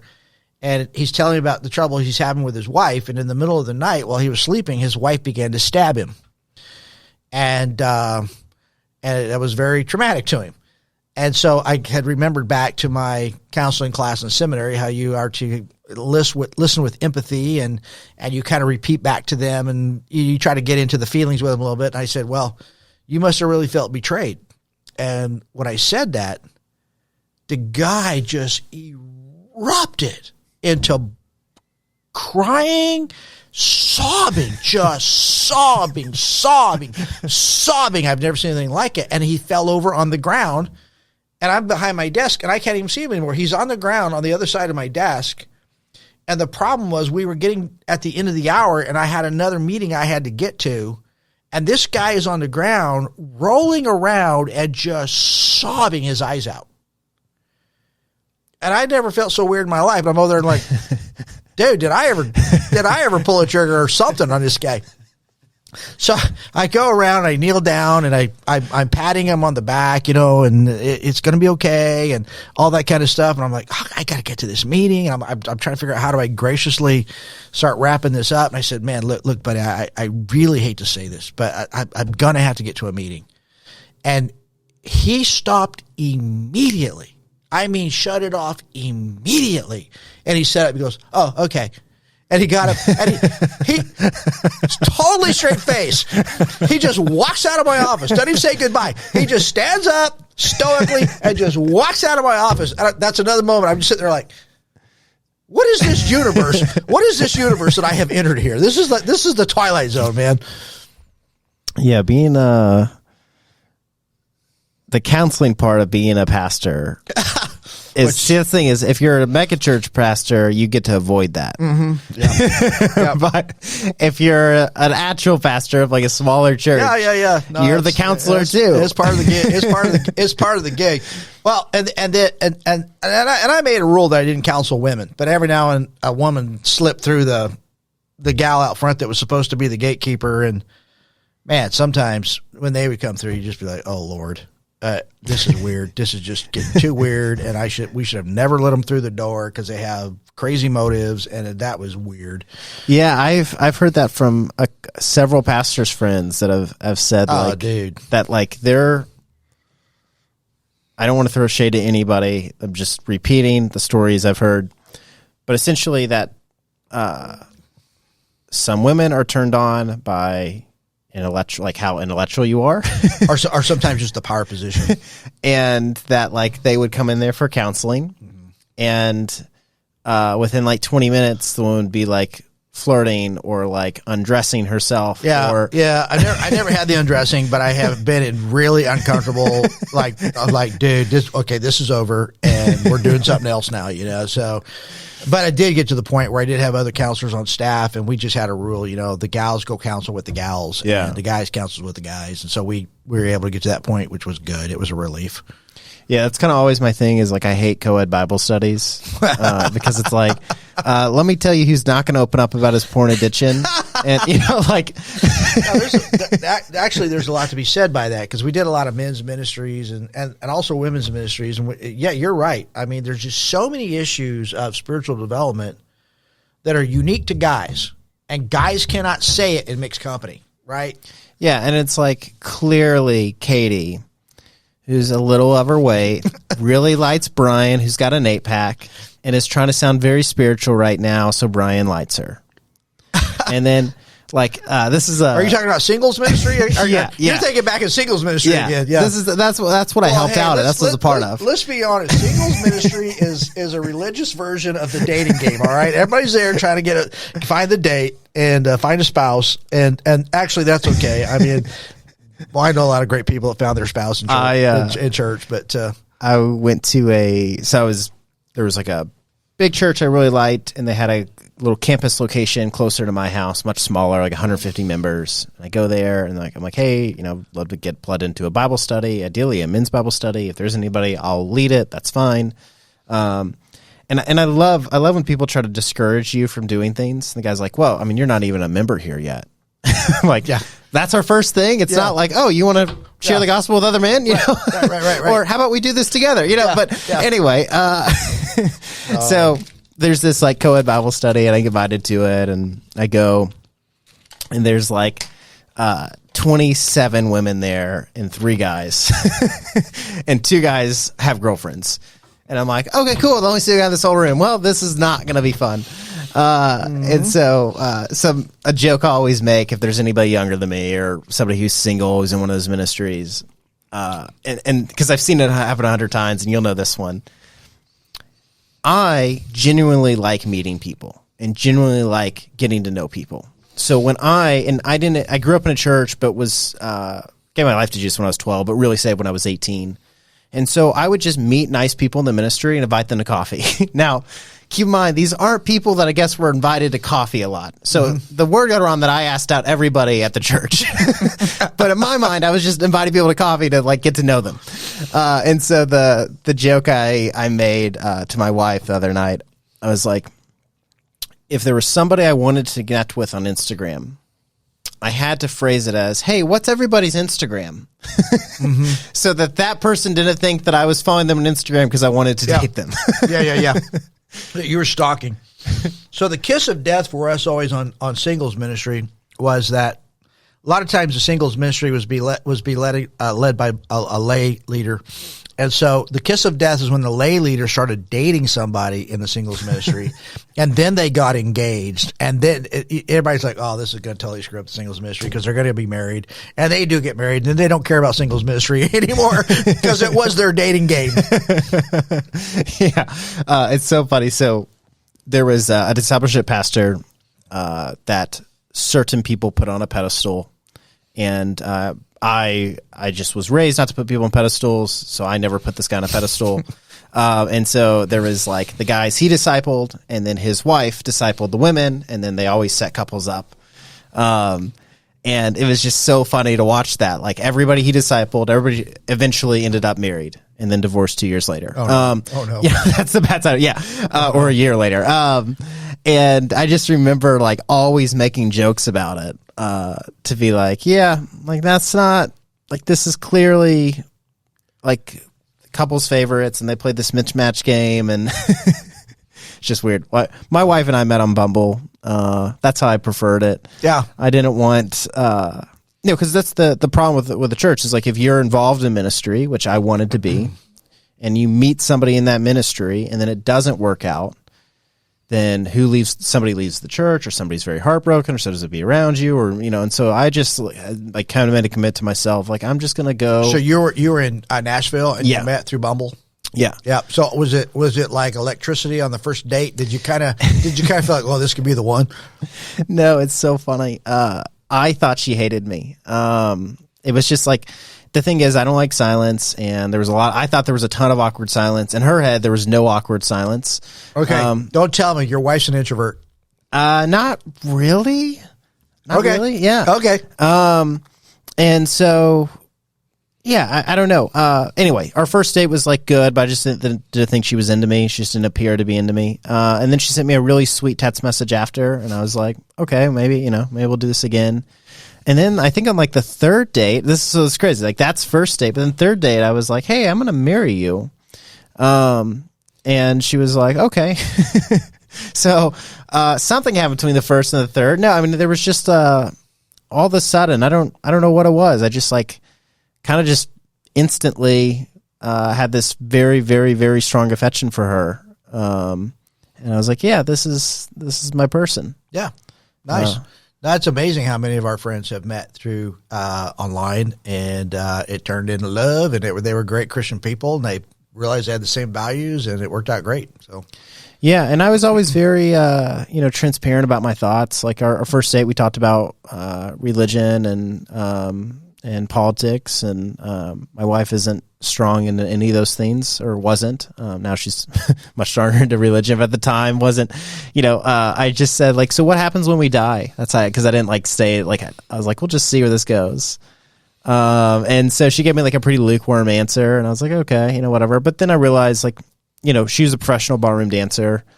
And so she didn't want to be like offensive if I wasn't a Christian. She's a professional ballroom dancer? Yeah. My wife makes fun of me because I watch ballroom dancing. She makes fun of me because I watch ballroom dancing, and I watch like the Kennel Club dog shows on TV. She thinks I'm totally weird because I'll sit there and watch those. So according to my wife, and she's not lying either, because I'm the only person she's ever met who has had no interest in dancing. Well, there you go. So the vast majority of guys, have at least some interest in dancing, apparently. Wow. Yeah, who'd have thought? Not me. I've never. I would take maybe a little country line dancing, but that's about it. I love doing tricks, so I don't know anything, but I know how to do tricks, and so we go to weddings and just light it on fire. Yeah. I'm a big one-upper. Yeah. You know, look at me. Yeah. And so to go to a wedding and like, you know, twirl my wife 41 times across the dance floor is like the best feeling. Yeah. Yeah. No, that you're definitely on fire at a wedding, man. You get out there and strut your stuff, man. Have her teach you the moves. I had a Zoom. We went to a wedding, and the following, that was, you know, on a Saturday. Monday, I have a Zoom call with a guy that I know from the. I was introduced by the guy whose wedding I was at, and we're on Zoom, but we don't have cameras on. And then, or yeah, we do have cameras on. I guess he just didn't recognize me or whatever the case is. You know, I'm not in a suit, so. And we're just talking, and I was like, "Yeah, how was your weekend?" And he's like, "It's really good. I went to a wedding." You already know what's going. And I was like, "Oh, nice. Me too. And he was like, "Oh, you're at Damon." Yeah, Damon. I was like, "Yeah." And he was like, "Wait, y'all were the couple?" Yeah. He was like, "Yeah, you know, my wife and I decided not to dance after seeing you guys." And I was like, "Oh man, that was feel terrible." Exactly. What a buzzkill. Way to go. Okay. So with your dad being a pastor, was it expected that you become a pastor too, or did you really feel called that was like your next step? Because I hear pastors all the time whose dads are and they go, "I was called," and I'm like, "Well, were you, or was it just all you were around?" Like, if my son becomes a businessman, I'm not going to be too shocked by it. Right. Yeah, for me, it's a little bit of a sticky question because my dad clearly, definitely wanted me to pastor. That he was super thrilled to see me pastoring and to do well in pastoring. I don't feel like pastoring is my highest gift and calling. I feel like God did lead me into pastoring for a season of my life. I feel like my highest calling is this kind of work. I wish I would have been able to do this kind of work early in my life, but actually it took the course of my life to get my heart and my head around this kind of work. So honestly, it's a bit of a mystery to me. I felt pressure at certain times that I was doing it because my dad wanted me to, but very clearly when I was 14, I knew God was calling me to something. And I assumed it was the pastorate. But I look back on it now, and my life has been weird because I've always had this intersection between ministry and economics, ministry and business. I believe very much in the righteousness of business done properly. And business funds every good thing. It funds the church. It funds the government. It funds families. Business is the engine of the economy. And I believe that there's biblical evidence that God is pleased with his people who do business properly. So I've always had that intersection of the two, and I've always had an interest in the impact on business owners. A lot of guys really expanded their operations and their business because of the things that we challenged them to do and ways to think. So I don't think that I am really that good of a pastor. I think I'm a pretty good thought leader, and the things and the areas where I kind of specialize, I feel like God used me to have special impact with a certain group of people, and that's kind of my calling. So I don't know if that's a very good answer or not, but that's honestly that's where I'm at. When you look at scaling this, do you start to bring in entrepreneurs to teach this as like their ministry? Like, because like if you ask me, Nathan, we go to wherever and teach this for 4 times a year, 3 times a year, I would in a heartbeat. I'd be like, yeah, I know this like the back of my hand. I love this kind of stuff, whatever. Is that eventual goal, or is it train your own people, they go out there? Or is it, because eventually, because I would pay my own way and do all the things. I don't know the difference. I only see it one way. I want to get as many people trained who for any reason will go and train it. So we have some people that we train, and like, for example, for you, and you feel like, well, I'll self-fund and I'll go to the country and plug me in, baby. Plug me in, coach. I'll play. And then you feel like, I love it. I love teaching it. I can give the good examples and I can handle it. So it would be fulfilling for you to do it. And you could self-fund. That's great. And then I have other people that are in these developing countries, and some of them use it as a business. They will go into a community and they will offer an economic empowerment course. They don't charge a lot, But if they have 10 people, 12 people show up and they just pay even a fairly moderate fee, that person, it's worth that person's time as an income source for them to teach those people that. There are others that do it even as a ministry in these places. They don't charge. They either teach it through their church. Some of them are evangelists, and they will go into a brand new community and they start teaching this first. And that's how they start meeting people, and they start learning more about Christ through the economic models, and they start teaching, sharing the gospel with them, and it becomes an outreach method for them. So the answer is, to scale, we have got to get as many people on board teaching it in whatever way they feel called to do it. And right now, how do you educate them to teach it? We put them through a training course. Online or in person, or right now we do it in person, but we are ramping up to get all of our stuff online also. Yeah. I had a question and I forgot it, so I got to think about it. Okay. It's quite all right.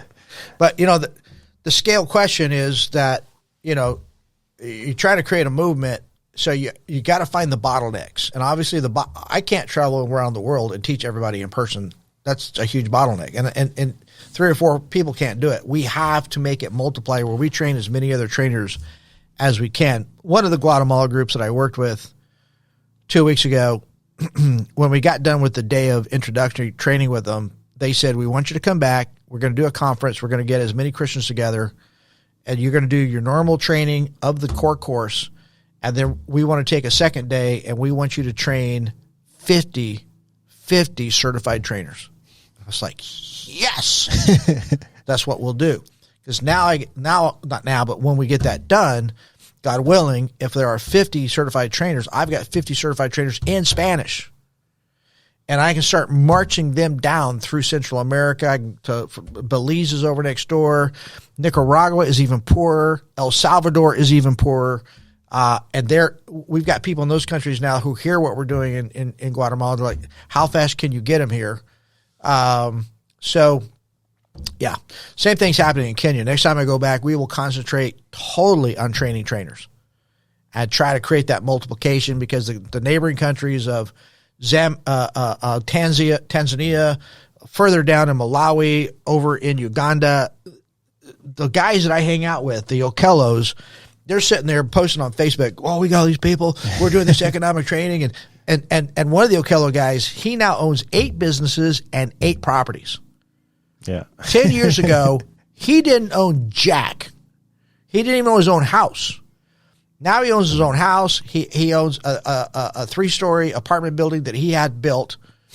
He got the bank loan against his van, and he built a 3-story block apartment building, 5 across, 3 high. You would believe all the stuff he's into. And he's a ministry leader. So this is what I was going to ask. Oh, wait. So my story was, we'd be in training events, and he would have his cell phone. So he's sitting there posting on Facebook all that we're doing, and his phone is blowing up with people in Tanzania and Uganda going, get Pastor John over here. We want Pastor John. So anyway, it's fun to watch it spread. So with Gen Z thinking that socialism is the way. Oh, Lord. Do you eventually have to start teaching this in the U.S.? We do teach it in the U.S. We're developing school curriculum, so we're going to be moving it into Christian schools, into homeschoolers. Homeschoolers get inoculated pretty good, but this will give them even more ammo. We teach it in churches. So yeah, we get that question everywhere we go. When I'm meeting with donors and we're talking about what we're doing about the world, we're like, yeah, but what about my stupid kids? How can you help my stupid kids? I'm like, okay, here's what we have in the works, because it is a problem. Our culture is going to pot on this problem. That the socialism cancer is growing, and it's polar opposite of this. Yeah, it's, if you want people to not be successful, then it's the way. Yeah, and if you want tyranny, yeah, which is eventually going to shut down Christianity, yeah, keep doing that. Like, if you wake up in the morning and go, Kim Jong-un, that dude's doing it right. Yeah, I'm like, yeah, hello. Well, yeah. And the thing is that people, they assume that like, I don't know. There's just this weird thing that's like, they want to victimize success. Yeah. That's just a common thing. That's like, we want to victimize success. Yeah. It's let me show you another picture that's a real powerful picture, and it's the explanation of the Zero-Sum Fallacy.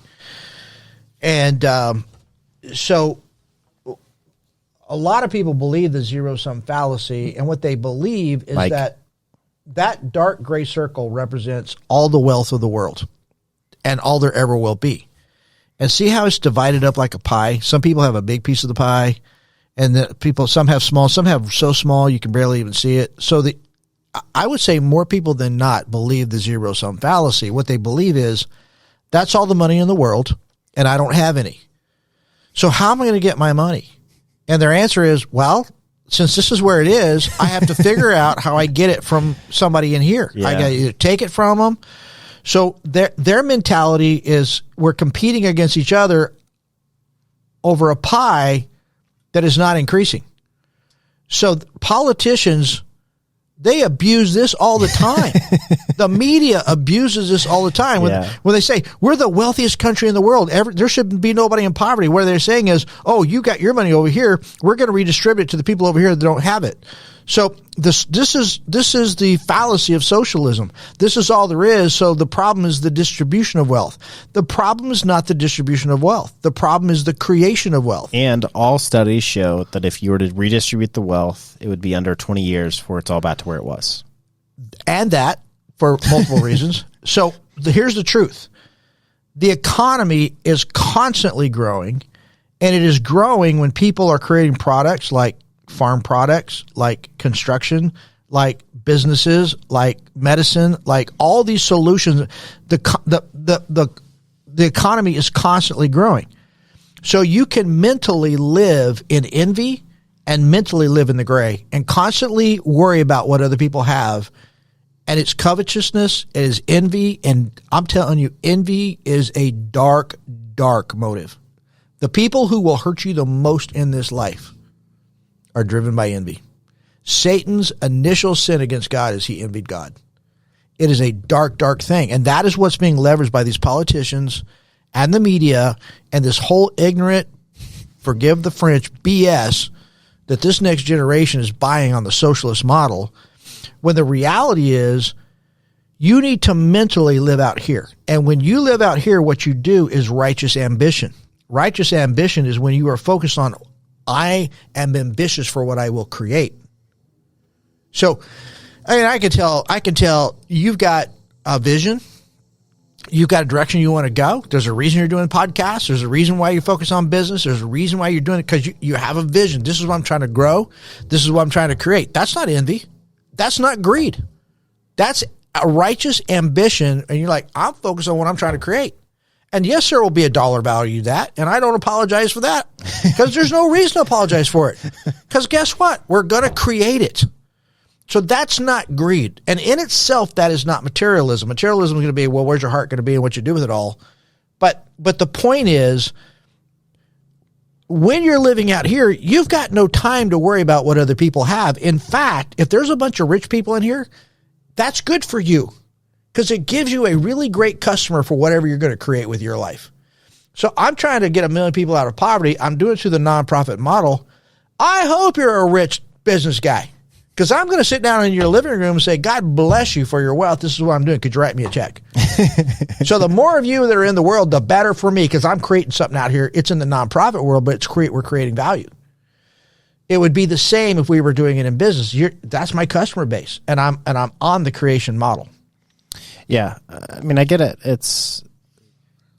I have this talk all the time with several of my employees about, like, if you could just, like, one of my employees, I talked, somebody directly reports to me, right? And today he goes, oh, by the way, it turns out one of my friends started this company that does, like, payment processing in the gun industry. And I go, we've built more websites in the gun industry than any company in existence.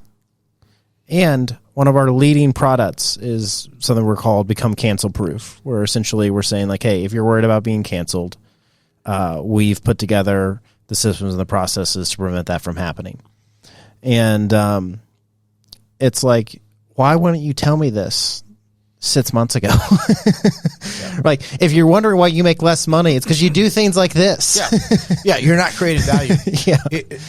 See, when people have a mentality of creating value, even if they're an employee, The second he met that guy, he would go, oh, man, you could help our company a lot, I bet. And he'd make an intro. Yeah. He'd be in that mindset. Yeah. So that's what I'm doing. All the time. Like, the whole time I sit here, I think, okay, who are the 3 people I can introduce him to that can be donors, that can be helpful, that can be trainers like me? Yeah.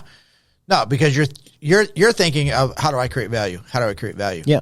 Because I know you work with other entrepreneurs. So I'm like, cool, if I bring you other entrepreneurs and eventually you know what I do and you know how I work, you'll introduce me to one of your donors. Yeah. Or you'll say, hey, here's Nathan. He's another donor. Maybe I'm just selfish. Maybe I'll donate because I'm like, well, it puts me in the list of donors and then I meet other donors. Yeah. Some people do that and some people do that to build their network base. But my feeling is, so what? I mean, if it's a business strategy, it's a business strategy. It's not unethical. It's not illegal. And it's certainly not unrighteous. It's like, well, it's the reason you join a country club. So might as well support something you like. And it's the reason some people join a church, because that's a poor man's country club. That's been used for ages. But yeah, no, you're right. Some people do get into the donor mix because what they find is, guess what? There's a certain class of people that do that. And I want to hang with those people. Exactly. Like you meet with, like, that's the whole goal of like, hey, you know why we do this? We meet other people that do this. Yeah. Because typically they're like us. Well, it's like I was on a Zoom this morning with a guy in Denver who's one of our key donors, and he's getting ready to sell a business for $300 billion. I mean, $1 million, not bill. Sorry, $300 million. Oh, just $300 million? Yeah, it's a big business. It's the second one that he's built up and sold. He told me, he goes, my goal in life is to eventually build up a $1 billion business, and he's got a business model of how he does it. And guess what? He's a philanthropist. He loves what we do, and he loves networking with other value creators. I mean, he loves that concept of creating value. And I had influence on his life early in his life. And he's like, dude, change my life. My most I'm trying to think of the words, how to word this. Our biggest client, the CEO of the company of our biggest client, also refers more people than all our clients. Yeah. So that's right. That's like the 80-20 principle. I wish I would have brought it. I've got this great book where this guy breaks down the 80 principle, and he says, not only is it the 80-20 principle, but of the 20% of the people who do 80% of your business, even another 80% of them are even the most powerful of that group. So it gets down to even a tighter group that are really your difference makers. It's true. And so his thing is like, he's my biggest client. Yeah. And he also refers me more than anybody else. So you better take care of him. And when the phone rings and it's him, guess what? You answer it. So if we look over the next 10, 20 years, is this where you're at? Are you 80 years old? Are you still teaching this and running this? Yeah, I'm 61. So here's what I'm thinking. I'm thinking by the time I'm 75, I want to transition to totally become a writer and speaker and give directional leadership. I don't want any hands-on. I don't want any hands-on management of the organization.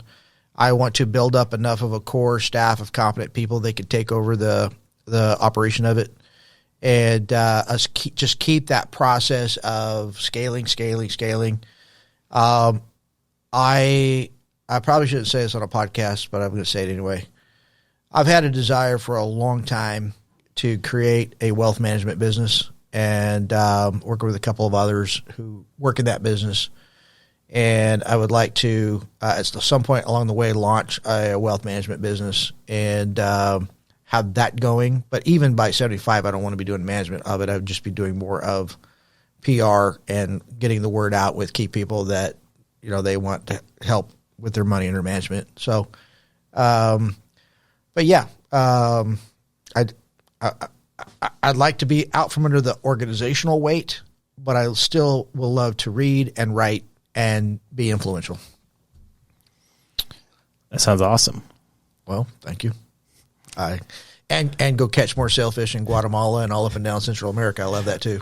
I found out from my wife that my dad is apparently working on a documentary. My dad's not done any of this my whole life. I don't know why he didn't tell me. Okay. That follows, it's the story of how these guys graduated like college in Kenya, and they were each given $10 bills, which is the most money they'd ever had. And then they took that and bought like chickens, and then sold the ads, and they essentially turned that 10 into, being very, very successful. And so he wants to do a documentary that follows that process of giving somebody. That's cool. I haven't talked to him about it. I didn't know about it. So your dad's been over there and working? Yeah, I guess. I don't, it's so strange. I mean, he's apparently telling my wife this. I got to see this documentary. He's apparently telling my wife this, that he's like got a couple entrepreneurs that are going to come speak. And I was like, wait. Is your dad in Nashville, or where's your dad? Yeah, my dad's in Nashville. What does your dad do? I thought he was retired, so I don't, Well, what did your dad do? He was an IT guy. Okay. Okay. And helped out with, always helped out with ministries, he was head of IT for a church. And, Okay. Anyway, all these things. But I was just thinking like, wait, why am I not involved with this? Yeah.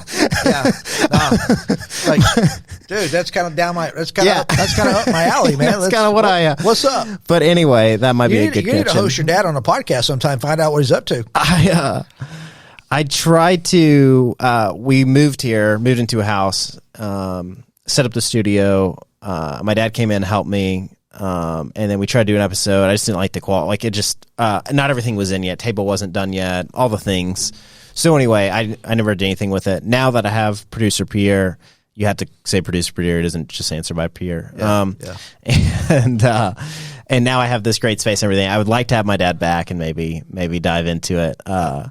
My dad and I, I guess we're very similar, so we just fight about everything. So maybe that's why he doesn't involve me and I don't involve him. I don't know. Right. Yeah, no, that happens sometimes. That's for sure. What do your kids do? We have 5 kids. My first one got her college degree in communications, and she married a fellow who is a chemical engineer, and then he got his law degree, and he's an executive for an oil company here in the Dallas area, and they have our first 4 grandkids. They're the only ones producing grandkids so far, so that she's our favorite child. The next one is my son, Will, and Will is a petroleum engineer, and just now close to his first anniversary of marriage. Married a great gal. She is my graphic artist that does all our stuff. So he's in the oil and gas industry. And then my next one is a son, Gibson, and he's a mechanical engineer working for a mechanical engineer company here in Dallas. And then my third one is a daughter. She has a degree in mechanical engineering, but she is like what's the word? She's a vivacious persuader, and not really sales, but she can go in an executive situation and sell the contract. That's the kind of gal she is. So she's worked for a number of companies, Hewlett Packard, and some local companies, some oil and gas companies. Another company that she had all the contracts with Toyota, and she was killing it. And she would like to come work for us at some point. So anyway, that's kind of been her trajectory. So that's that one. And then my last one is she's our adopted daughter. Her name is Mia. Got her when she was about 3. And she has just started cosmetology school. And I think she has the entrepreneurial gene. I think at some point she's going to either own a salon or she's going to own a restaurant. She's just got that. She's got that. I want to be large and in charge type of thing. So anyway, that's where they are. Awesome. Yeah. As a new parent, give me a parenting tip. Just one. The parenting tip is this. You have a son? Yep. Okay. Sons go through something that daughters don't go through, and that is they're born of their mother, so they're born of the feminine, and they basically identify with the feminine for the first part of their life. At some point, his identity will transfer over to you, and he will make the transfer to the masculine. Once he does that, you have a window from about that age till they're about 12 or 13, if you get that much in the current culture anymore. Those are your window years. And those are the years that he wants to be with you, and his being with you to do fun stuff that both of you like to do is the best time for building your bond and building masculine security in him. It also creates the foundation for his spiritual development.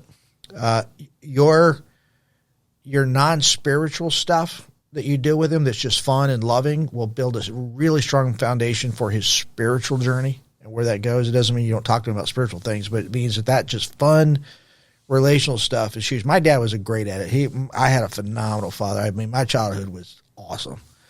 And I experienced that with my kids. And girls are different. You have a window year with the girls and you have window years with boys. But since you had a boy, there's kind of a unique thing going on there. Is it tough having 5 kids? Because this is something we want to have 4. Yeah. And so that we've kind of struggled with this idea. I don't know if I've struggled with this idea of like, well, how do I like give them all attention and raise them all well and show them I all, like. I felt guilty when I was pastoring because I was always so tired and wiped out. I didn't feel like I gave them the energy that I could have and should have. But my wife says, no, that's not what our experience was. We felt like you were engaged a lot. I was always trying to be situationally aware of any time I could do anything recreationally with the kids and be engaged in their life. My wife is a very engaged mother, so that made it all very doable. So for us, it worked really good. And then the late adoption that came in our life, that was just kind of a surprise. It was a God thing, and we saw this little girl running around at a 4th of July pool party, and she was the daughter of a teenage girl, unmarried, who was having drug issues and just at times living in a car. The little girl was exposed to some abuse from boyfriends and stuff, and we just felt God was prompting us to put the offer out. Would you be willing to let us adopt her? And my wife's name is Greg. She is a woman. I promise you that. But her name is Greg. And so Greg and I said, well, we feel like God is telling us to make the offer. And if she says yes, that's God saying do it. And if she says no, that's God saying don't do it. Well, she said yes, and we adopted her. So wow. That's how that happened. Dr. John Morgan, how do people connect with you, donate money, follow you, become your friend, so on and so forth? Peopleprosper.org is the website, and all of our contact and connection is on that. So that's the easiest way to do it.